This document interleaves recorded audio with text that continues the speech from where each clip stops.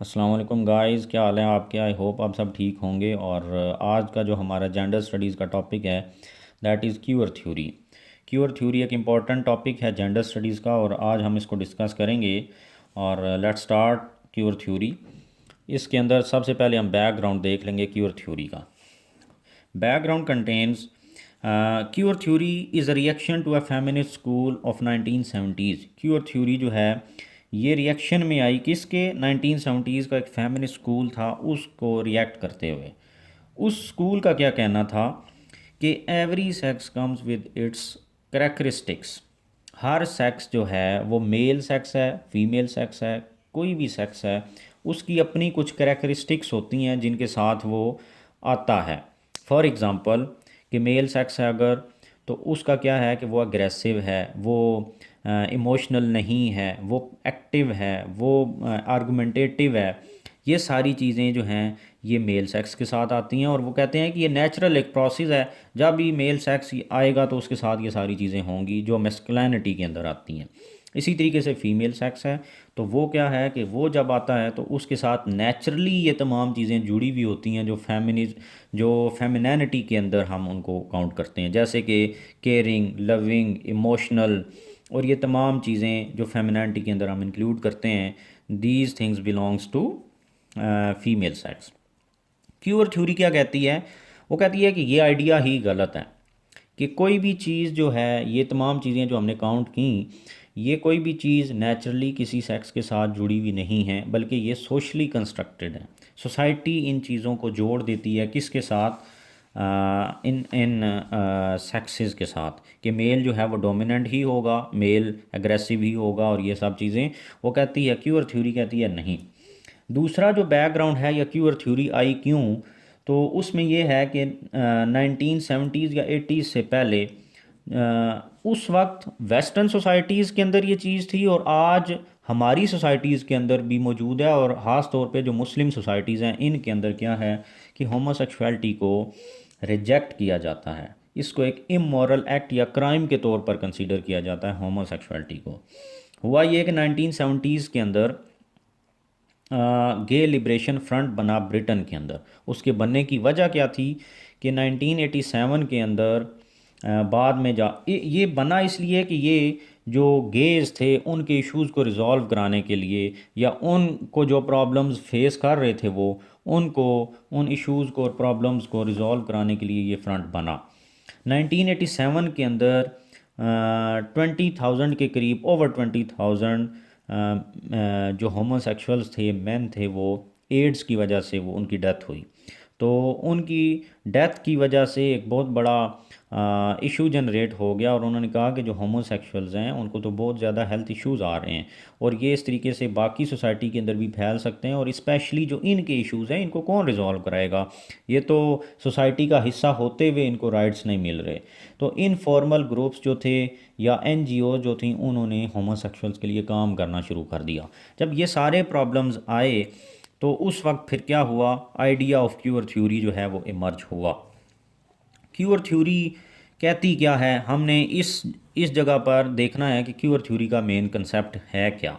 वो क्या कहती है, क्यूअर थ्योरी कहती है gender is not fixed, it is fluid. Gender कोई फिक्स नहीं होता, जेंडर फ्लूइड है। कैसे कि एक मेल है वो अगर हेट्रोसेक्सुअलिटी को अडॉप्ट किए हुए है, वो उसको एंजॉय करता है, तो ज़रूरी नहीं है कि वो हेट्रोसेक्सुअलिटी कर रहा है तो होमोसेक्सुअलिटी नहीं कर सकता। वो हो सकता है कि एक टाइम में तो उसने हेट्रोसेक्सुअलिटी की, बट आफ्टर सम टाइम वो अडॉप्ट कर ले होमोसेक्सुअलिटी को। तो इस वजह से जेंडर जो है वो फिक्स नहीं है, वो फ्लूइड है, वो चेंज हो सकता है, नंबर वन।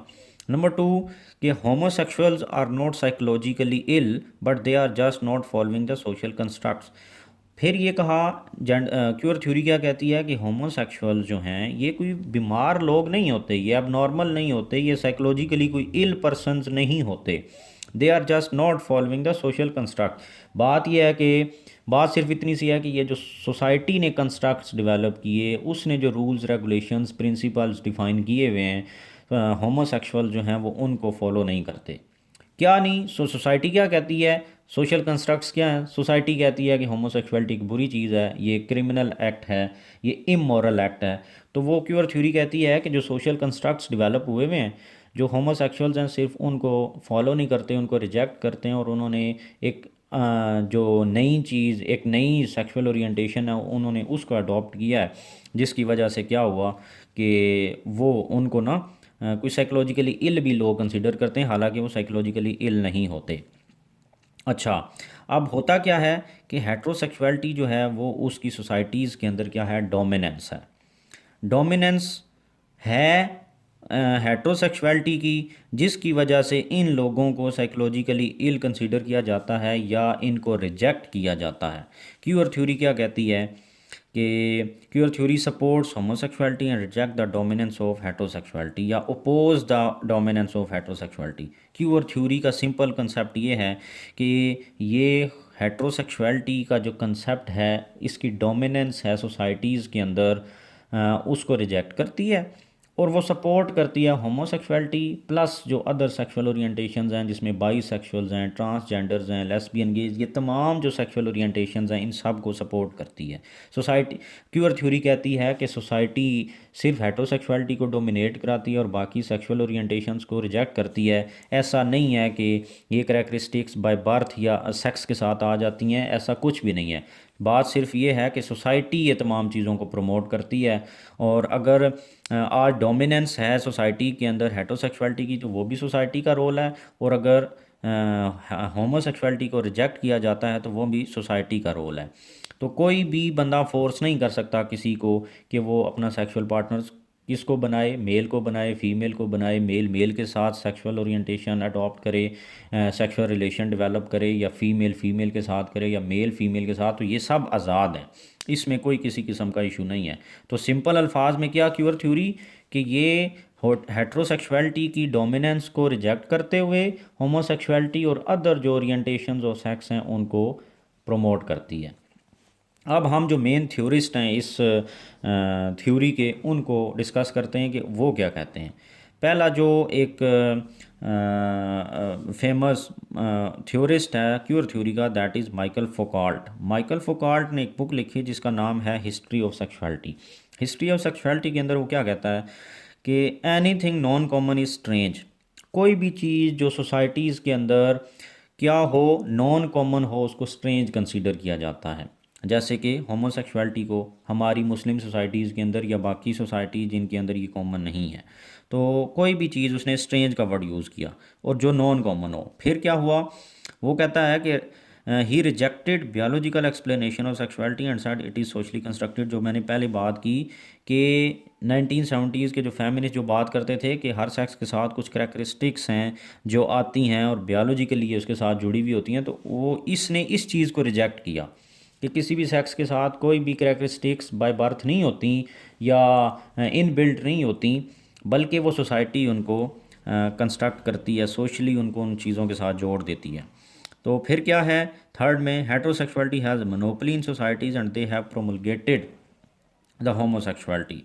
क्या है कि हेट्रोसेक्सुअलिटी की मोनोपोली है सोसाइटी। इसने कहा कि सोसाइटीज़ के अंदर हेट्रोसेक्सुअलिटी की मोनोपोली है, और क्या होता है कि सोसाइटीज़ के अंदर एंड दे हैव, और ये सोसाइटी जो है इन्होंने प्रोमुलगेट किया है हेट्रोसेक्सुअलिटी को। किसकी वजह से? हेट्रोसेक्सुअलिटी अगर सोसाइटीज़ के अंदर डोमिनेट हुई है तो उसकी वजह क्या है, उसके पीछे भी कुछ वजूहात हैं। तो उसने कहा कि ड्यू टू सम रीज़न्स, ये जो डोमिनेट कर गई है ना हेट्रोसेक्सुअलिटी सोसाइटीज़ के अंदर, उसकी कुछ वजूहात हैं। और वो क्या वजूहात हैं? सबसे बड़ी जो माइकल फोकॉल्ट ने वजह बताई, वो कहता है कि दैट इज़ कैपिटलिज़म। कैपिटलिज़म सबसे बड़ी वजह है उसको कराने के लिए डोमिनेट। कैपिटलिज़म किस तरीके से? कैपिटलिज़म वही जो हम हमेशा से पढ़ते हैं कि कैपिटलिस्ट क्लास जो है वो रिस्पॉन्सिबल है इसके लिए, क्योंकि वो चाहती है कि लोग क्या करें, हेट्रोसेक्सुअलिटी को अडॉप्ट करके ज़्यादा से ज़्यादा चिल्ड्रन जो हैं वो पैदा करें। उससे क्या होगी, पॉपुलेशन बढ़ेगी। पॉपुलेशन बढ़ेगी तो उनको चीप लेबर मिलेगी। जब चीप लेबर मिलेगी तो उनका प्रोडक्शन बढ़ेगी इंडस्ट्री और फैक्ट्रीज़ के अंदर, तो उनका सोर्स ऑफ इनकम बढ़ेगा, जिससे क्या होगा, एक्यूमुलेशन ऑफ वेल्थ होगी उनकी। तो ये सब चीज़ें जो हैं वो कहता है कि माइकल फोकॉल्ट कहता है अपनी बुक के अंदर कि कैपिटलिज्म इसका रिस्पॉन्सिबल है सोसाइटीज़ के अंदर हेट्रोसेक्सुअलिटी को डोमिनेट कराने का। कुछ मेन पॉइंट्स हैं जिनको हमने फोकस करना है। हिस्ट्री ऑफ सेक्सुअलिटी जो उसकी बुक है उसमें से जो वो बात करता है, कहता है कि Michael Foucault challenge heterosexuality and said people are free to choose their sexual partners. Michael Foucault ने बात की, कहता है कि हेट्रोसेक्सुअलिटी की जो डोमिनेंस है उसको रिजेक्ट करता है और कहता है कि हर बंदा आज़ाद है, मेल भी फीमेल भी, तमाम लोग आज़ाद हैं कि वो अपना सेक्सुअल पार्टनर किस को बनाना चाहते हैं, कोई भी बंदा। Second point, religion society state and family etcetera can not force somebody to choose sexuality और सेक्सुअल ओरिएंटेशन। ना रिलीजन उसको फोर्स कर सकता है, ना सोसाइटी, ना स्टेट और ना ही फैमिली किसी भी बंदे को कि वो अपना सेक्सुअल पार्टनर किसको बनाए। मेल है तो वो मेल को भी बना सकता है, मेल है तो फीमेल को भी बना ले, गे को बना ले, लेस्बियन किसी को भी बना ले, उसको कोई भी इनमें से कोई भी उसको फोर्स नहीं कर सकता। और कौन सी सेक्सुअल ओरिएंटेशन वो अडॉप्ट करना चाहता है, लेस्बियन बनना चाहता है, गे बनना चाहता है, हेट्रोसेक्सुअल बनना चाहता है, ए सेक्सुअल बनना चाहता है, जो मर्ज़ी वो चाहे ना, वो उसकी मर्ज़ी है। क्यूअर थ्योरी ये कहती है और इसके कंसेप्ट के मुताबिक। तीसरा ये कि problem is it is peculiar and non common and heterosexuals are encourage.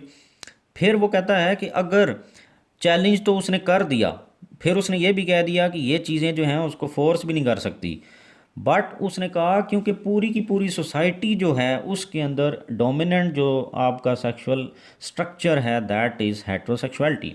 अब होता क्या है कि सोसाइटी के अंदर जो भी बंदा हेट्रोसेक्सुअलिटी को अडॉप्ट करता है उसको इनकरेज किया जाता है, उसको रिवार्ड दिया जाता है।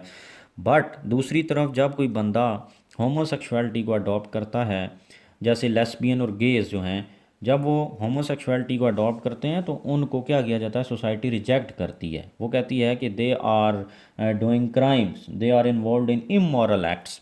तो इस वजह से वो कहता है कि प्रॉब्लम ये है सोसाइटी के अंदर जो डोमिनेंस है ना इसकी हेट्रोसेक्सुअलिटी की, मेन इशू इज़ दिस। तो वो फिर वही बात करता है कि इसके अगर हम पूरे इसके कंसेप्ट में से निकालेंगे अगर कोई चीज़, तो वो ये है कि इसने रिजेक्ट किया, चैलेंज किया हेट्रोसेक्सुअलिटी को और उसने कहा कि लोग फ्री हैं, वो जिस तरीके की मर्ज़ी सेक्सुअल ओरिएंटेशन अडॉप्ट करें और जिस मर्ज़ी को वो सेक्सुअल पार्टनर बनाएं, इसमें कोई भी ऐसी उसको कोई फोर्स नहीं कर सकता। दूसरा जो थ्योरिस्ट है that is Judith Butler. Judith Butler ने एक बुक लिखी that is gender trouble. Gender trouble में उसने कहा, उसने कॉन्सेप्ट दिया, कॉन्सेप्ट ऑफ अदर्स का उसने कॉन्सेप्ट दिया। उसने कहा कोई भी चीज़ जो सोसाइटी के अंदर कॉमन ना हो, अनकॉमन हो, तो उसे पीकुलर, उसे स्ट्रेंज कंसीडर किया जाता है कॉमन। जैसे कि फॉर एग्जांपल पेट्रार्कल सोसाइटीज़ के अंदर मेल डोमिनेट करता है, वो कॉमन है, एवरीथिंग बिलोंग्स टू हिम। जबकि फ़ीमेल जो है, वीमेन जो हैं, वो कॉमन नहीं है। क्यों? क्योंकि सोसाइटी के अंदर उनका डोमिनेंट रोल नहीं है, तो उनको अदर कंसीडर किया जाता है। इसी कॉन्टेक्स्ट के अंदर उसने बात की, she challenge construct of heterosexuality. उसने कहा सोसाइटी के अंदर जो कॉमन सेक्सुअल ओरिएंटेशन है दैट इज़ हेट्रोसेक्सुअलिटी, मेल और फीमेल का सेक्स जो है। बट होमोसेक्सुअलिटी जो है वो अजीब समझी जाती है सोसाइटी के अंदर, सोसाइटीज़ के अंदर ये कॉमन नहीं है, जिसकी वजह से क्या है कि इसको अदर कंसीडर किया जाता है, ये स्ट्रेंज है, ये पीकुलर है लोगों के लिए, सोसाइटीज़ के लिए। तो उसने इस कंसेप्ट के अंदर अपनी बुक के अंदर अदर का कंसेप्ट करते हुए इस तरीके से एक्सप्लेन किया है होमोसेक्सुअलिटी को कि that homosexuality is considered as other in societies. अब फाइनली हम देखेंगे कि ये थ्योरी थी, ये मेन थ्योरिस्ट जो थे उनकी एक्सप्लेनेशन बुक में से हमने देख ली। जो लास्ट थिंग इज़ कंट्रीब्यूशन और इम्पैक्ट्स ऑफ क्यूअर थ्योरी, कि क्यूअर थ्योरी के इम्पैक्ट्स क्या पड़े सोसाइटीज़ के ऊपर, या इसकी कंट्रीब्यूशन क्या है, किस तरीके से इसने बाकी सेक्सुअल ओरिएंटेशंस को सपोर्ट किया। तो पहली चीज़ यह है कि परसेप्शन ऑफ पीपल, लोगों की जो राय थी, लोगों की जो सोच थी वो चेंज हो गई। उन्होंने कहा कि वाकई ऐसी कोई भी चीज़ नहीं है जो कि बाय बर्थ या इन बिल्ड आती है सेक्स के साथ, बल्कि ये तो सारी चीज़ें सोशली कंस्ट्रक्टेड हैं। तो सोसाइटी जिस तरफ लगा देती है लोगों को, वो लोग उसी तरफ लग जाते हैं। पहले तो ये कि परसेप्शन चेंज हुई। दूसरा ये, society started to accept homosexuality. जब ये परसेप्शन चेंज हुई तो फिर क्या हुआ, हमारी जो ट्रेडिशनल या मुस्लिम सोसाइटीज़ हैं इनके अंदर तो आज भी इसको रिजेक्ट किया जाता है, बट वेस्टर्न सोसाइटीज़ के अंदर इसको उस तरीके से रिजेक्ट नहीं किया जाता, बल्कि अब इसको लोग एक्सेप्ट करते जा रहे हैं होमोसेक्सुअलिटी को। जिस तरीके के साथ हमारी सोसाइटीज़ के अंदर 8 मार्च को वुमेन मार्च होता है, वहाँ पर बाकी होमोसेक्सुअलिटी और बाकी जो जेंडर्स हैं उनके भी रोल को उनके बारे में बात की जाती है, including homosexuality. 3 other sexual orientations are being more accommodative. जो बाकी सेक्सुअल ओरिएंटेशन जैसे कि बाईसेक्सुअल, ट्रांसजेंडर, लेस्बियन, गेज, इन सारों को अब एक्सेप्टेबल किया जा रहा है सोसाइटीज़ के अंदर, और उस तरीके से रिजेक्ट नहीं किया जाता जैसे कि पहले किया जाता था। और चौथा ये कि ये क्यूअर थ्योरी के आने के बाद क्या हुआ कि इसके ऊपर बुक्स लिखी जाने लगी होमोसेक्सुअलिटी के ऊपर, और इसी के साथ साथ रिसर्च वर्क होना शुरू हो गया। तो ये एक बड़ी इम्पोर्टेंट और सिग्निफिकेंट रोल प्ले किया क्यूअर थ्योरी ने होमोसेक्सुअलिटी के अंदर। मैंने मेन कंसेप्ट भी बता दिया क्यूअर थ्योरी का, उसके बाद बैकग्राउंड भी बताया, थ्योरिस्ट भी बता दिए, और फिर उसका इम्पैक्ट भी बताया। आई होप कि आपको समझ आ गई होगी। अगर एक दफ़ा ना समझ आए, थोड़ा सा मुश्किल कंसेप्ट है, आप इस वीडियो को 2 दफ़ा देखेंगे, 3 दफ़ा देखेंगे तो आपको सारी चीज़ें समझ आ जाएंगी। और अगर आप अपने उसमें नोट्स बना लेंगे ये जो मैंने लिखा हुआ है इसमें से, तो ज़्यादा आपको समझ आएगी। आई होप, मेरी दुआ है कि आपको समझ आ जाए। थोड़ा सा मुश्किल है बट कंसंट्रेशन की ज़रूरत है। Thank you very much.